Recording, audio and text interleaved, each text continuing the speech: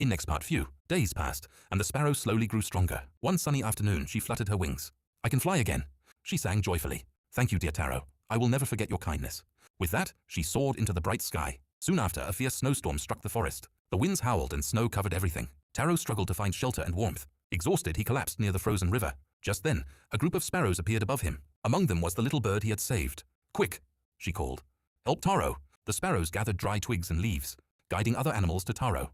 Together, they built a small shelter and kept him warm until the storm passed. When Taro opened his eyes, he saw his friends smiling. Kindness always finds its way back, the sparrow whispered. Taro's heart filled with happiness, warmer than any winter fire. Morale: kindness given is never wasted. It returns when you need it most.